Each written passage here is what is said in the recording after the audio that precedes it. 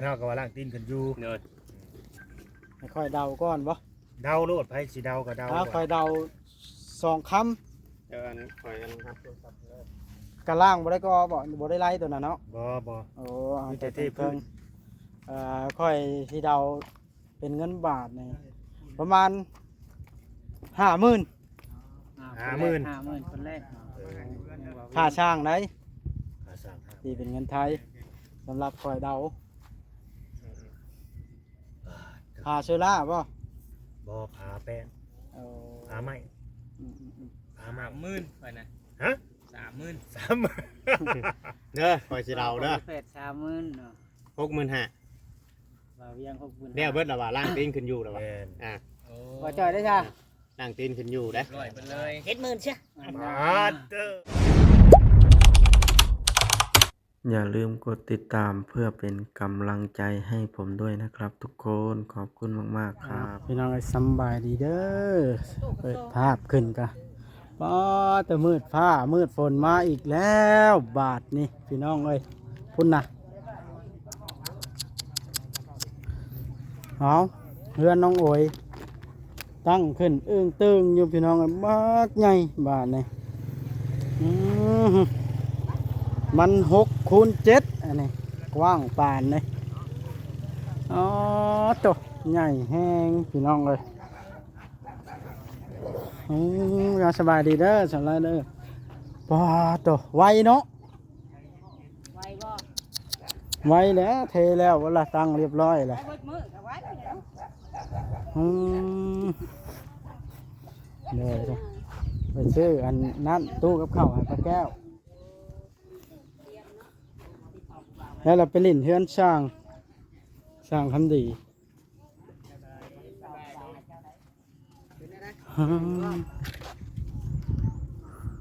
ข้างบ่ป้าแก้ว น้ำบ่ตู้กับข้าวตู้กับข้าว มาไปเบิ่งเอื้อเทืองก่อนพี่น้องเลยว้าต่อ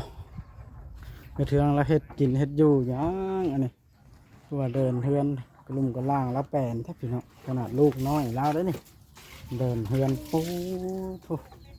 สบายดีเด้อเอื้อเทืองเด้อ ล่างถ้วยบาทนี่เฮ็ดกินหยังตอนแรงนี่ จับน้ำแกงมาไม้นี่ต่อ ทำน้ำแกงหน่อไม้ แกงมื้อเที่ยงนี่เด้ แกงเว้นนี่น่ะเนาะลูกไปไทยเบัดซะ ไปเพื่อนมานานเลย อืมเห็นแล้วบาทย่างถ้วยย่างบ่วงเจ้าบ่เสียหญ้าแตนแถวนะ โดย อ๋องัวไผอันนี้ จักเลย ไล่ไปได้แบบนี้เนาะมันจะมาเคี่ยวเสื้อผ้า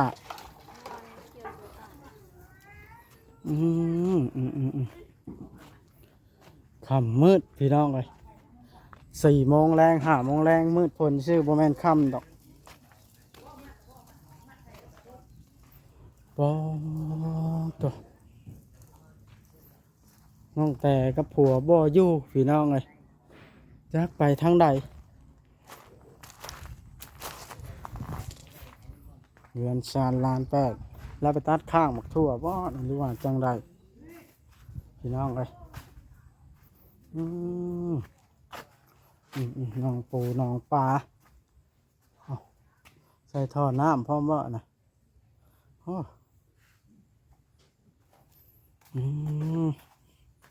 เดี๋ยวเราปลูกนี่ปลูกก่อนไม้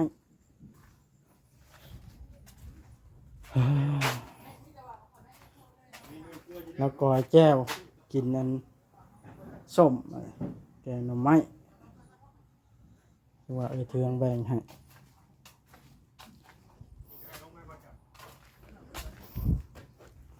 โอ้ผู้หามตู้แล้วพี่น้องไปซอยทีมงานกันตู้เบาๆนึงดอกพี่น้องไว้ไป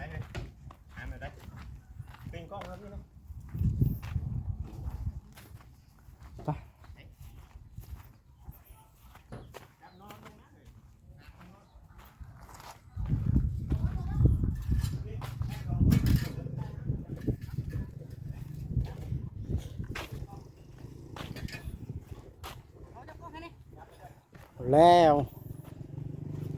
บ่จ้อยบ่หามผู้เดียวเด้นี่ ช่วยบ่ได้ ได้แขนละสั่นเพิ่นว่าบ่จ้อยคันกาเบิดแฮงแล้วบอกได้ เดี๋ยวไปกินได้ มันสิเพนะ หมอพารถมาจ้อยบาด เอาเลย พารถบาดนี่เอารถเอาก่อนบ่วัด โยกปงกันแล้วว้าวเอาไป เอารถเอา บ่จ้อย บ่จ้อยผมก่อน บ่จ้อยบ่ยอมวางบ่ ยอมวาง เอาเลยกล้องคือแจ้งเด้ อ๋อมันต้องอันนั้นเด้มันต้องได้ตั้งแข้งเข้าได้ โอ้งาม เอาไปเป็นยัง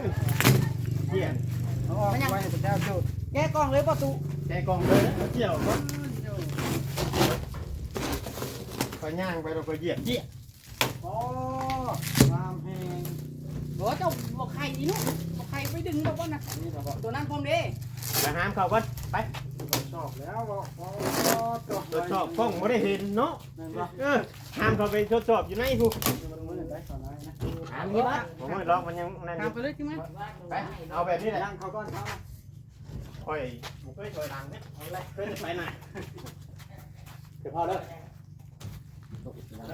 เด็ดทีมงานเอาไปหาม ไปเลย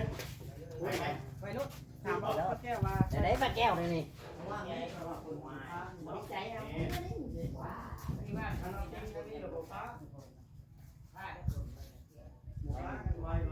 นี่นี่ใบยิงไปนี่ ได้อยู่ เฮ้ยสีดำ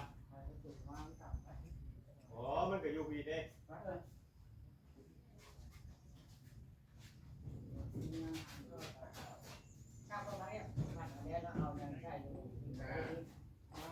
งามเลยมัน เห็นว่าหามก็ได้ ใจเด้อ งามมองไปทุกงามแหงเนาะ หามเข้าแล้วบ่ถือกล้องกันเข้าเนาะ งามแหงเบิ้งเข่าไปเบิ้งก่อนพี่น้องไป ก็จะเก็บงานเอาเครื่องเตรียมครัวเนาะ งามแหงไปทุกเว้ยทีก็เข้ากันครับมันหนักแต่ว่าอยู่ในที่ไหนรู้เลยเนี่ย เดี๋ยวเอาเข้าที่ละสองบ่ได้ต้องอันเดียว บอกกระโตกนะฮะว่าหลังมันก็ได้พอกระโตกมันมีตีนในที่เข่าก็ตั้งไว้พื้นนั่นไปทุกตั้งไว้พื้นนี่แถวรอบลุ่มนี่ สลัดตอกแล้วก็ปูห่างย่างไผ่ก็ได้เนาะทิพเข้าง ามเนาะ บ่ได้เอาไปตู้ เพื่ เพิ่ อน น จัดการ เพื่อน อันนี้แบบไว้ลูกบ้านเลยแต่ นี่บันไดนี่เนาะขึ้นบันไดกัน ยังมีจักซื้อให้ข่อยแล้ว อื ยังไม่ได้ที่เขาบ้าน พี่น้องเอ้ยเครื่องเต็มบาทนะซ้ำสิขึ้นพอ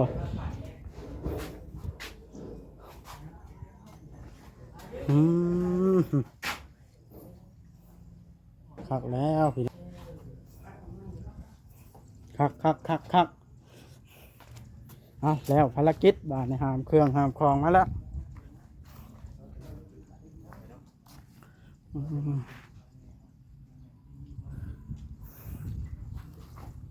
ไปเบิ่งเฮือนน้องโอยไปน้องโอไปหามแล้วล่ะมืดฝนพี่น้องเอ้ย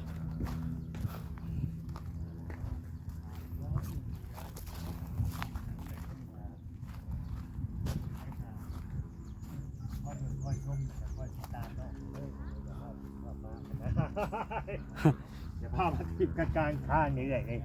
เนาะ เป็นใหญ่แห้งเลยอาสบายดี เดี๋ยวพาทีมกันกลางทางเด้อ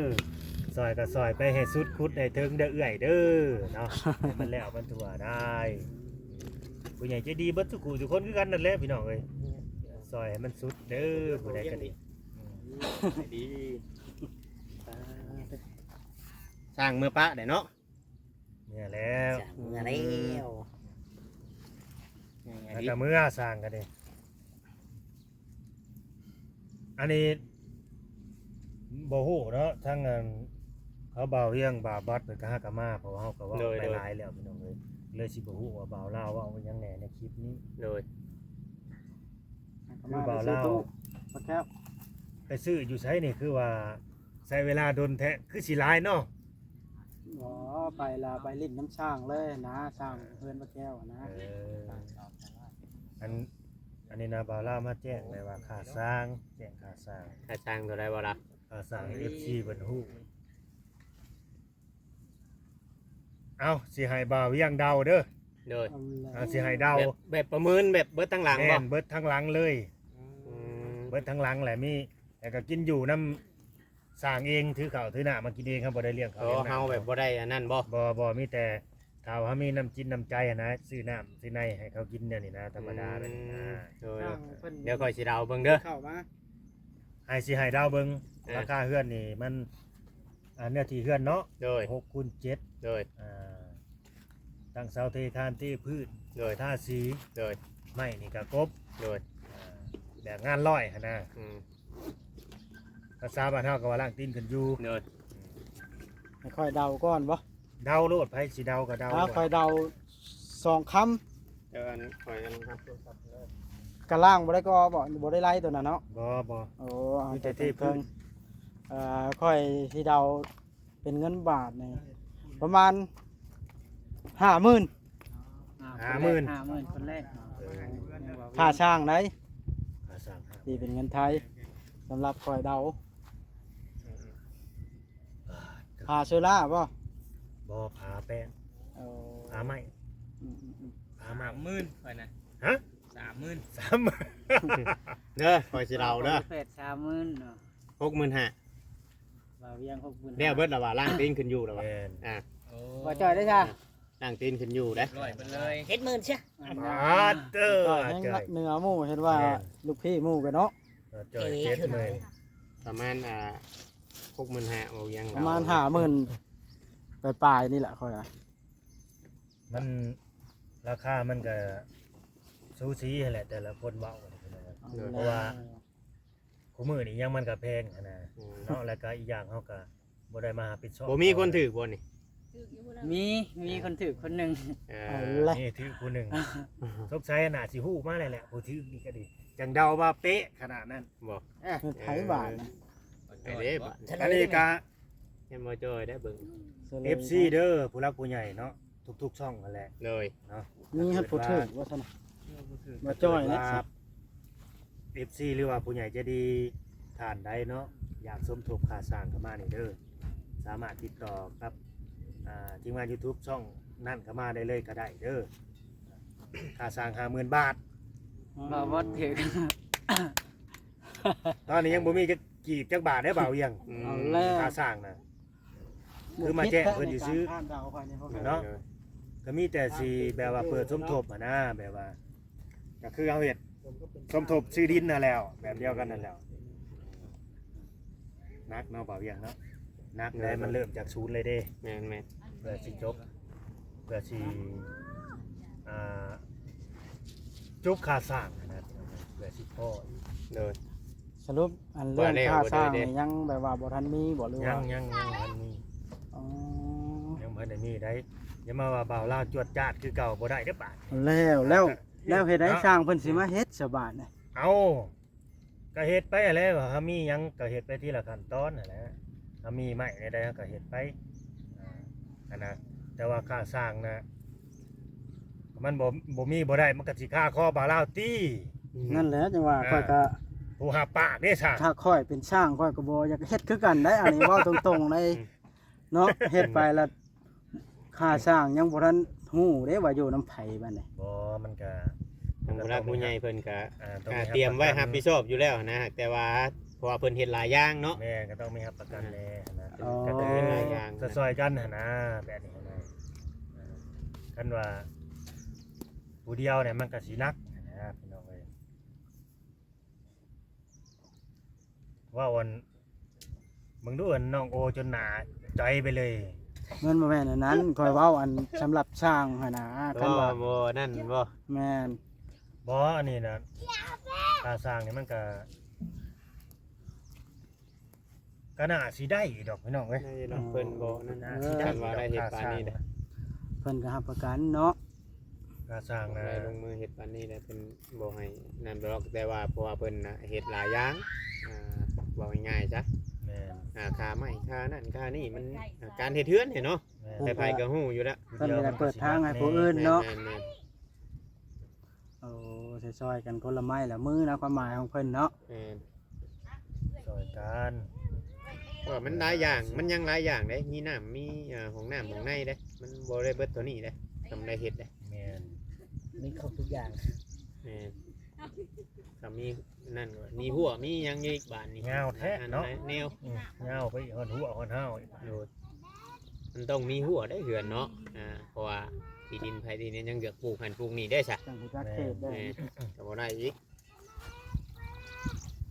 อันนี้ก็หัวก็มีคือกันถ้าว่ามีคนแบบว่า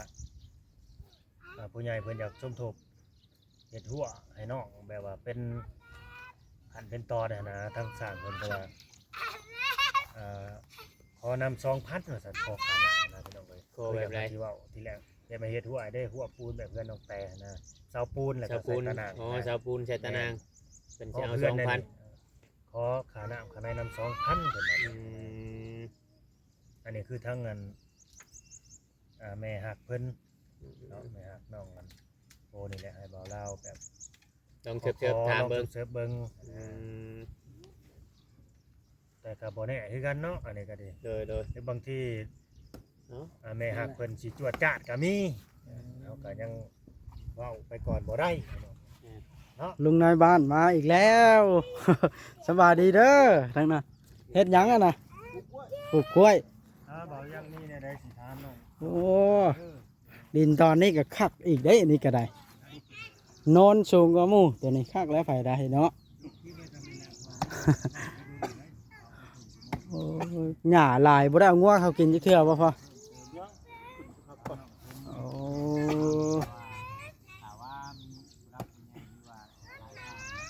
ทำมาปลูกกล้วยสำบายเลยอยู่ไกลในบ้านมีหยังแล่นหาเพิ่นเนาะตั้งเฮือนอยู่นี่ ถามกันอยู่แล้วโอเคเนาะลาขอโตเด้อสิจะเมื่อได้ จับแล้วว่าบัด จะเมื่อได้ กลับปลากันเห็นอะไร โดยสบายดีแล้วสิเมื่อป้าได้ป่ะ ยังบ่ได้อยู่น้ำกันจักดีเนาะ พี่น้องเลยเห็น ได้เบิดนะแบบนี้ เพื่อนตั้งเสาตั้งหยังขึ้นไปแบบนี้แล้วก็ สลัดเนี่ย ถือว่าดีใจแหละก็คือสำเร็จไปอีกขั้นหนึงว่าง่ายๆครับพี่น้องเนาะเพราะว่า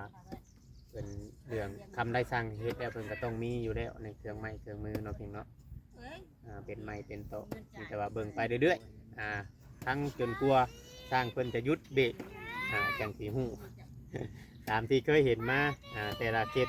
พี่น้องเนาะแต่ว่าดีใจแห้งมื้อนี้เนาะน้องโอยเนาะโอ้น้องโอยลืมเลยบางทีก็มันก็ยังบ่เคยชินก็ต้องกราบขอโทษขออภัยนำ FC เด้อพี่น้องเนาะเพราะว่ามันยังบ่ดึงได้ซะเนาะ แม่นยังบ่ลืมบ่ให้ว่ากันได้น้องโอ้ย น้องโอ๊ต สูงขึ้นเนาะบัดเฮาตั้งนั่นสูงเนาะ แนวมันบ่ สูงแห้งก็สูงอยู่เชียต้องยึงอยู่จะค่ายแบบเพื่อนน้องกับเบยเนาะมันสิประมาณเดียว ก กั ระ น ล่างสูงนี่แบบว่ามีรถมีรางกับข้าวจอดเนาะ เอาเข่าไรเลยบัดนี้นะรถจุ่มเจ้านะบ่ได้ย่าน มาค่อยแล่นกายเขาเลยว่า แม่ คำบ่มีหกนะ เอาเข่าไรเลยย่างก็บิดหัวบิดหางสบายพี่น้องเนาะบางเถื่อวุ้นมาวัฒนาทรงก็อาจจะได้ฮอตกอกระล่างพุ่นไผจิจักเฮาก็ยังบ่ฮู้ได้คนเฮาบ่แน่บ่นอนได้กี่แต่ก่อนก็ไผว่าเฮาสิได้เนาะหนุ่มโบ เป็นหลังเนาะ ถือว่าบุญล้นทับแหงเนาะ ต้นทับเลย ไปน้ำกันเบิดมือเมื่อวานนี้ยังบ่จักหยังดอกว่ะฮะกะมาหูอันต้นเป็นชื่อเฮชื่อชายเข้ามานี่เราบ่ แม่นบ่อ๋อจักน้องแต่ไปไทยว่าสิไปเล่นน้ำเพิ่นเพิ่นออกน เพิ่น อก ไป บ่ ใจน้องโอบ่เห็นบ่เจ้า เห็นเพื่อนได้ ต่างคนต่างบ่ได้สังเกตกันเนาะได้ยังกินเขาวตบขับมัน ยังบ่ ยังมูเลย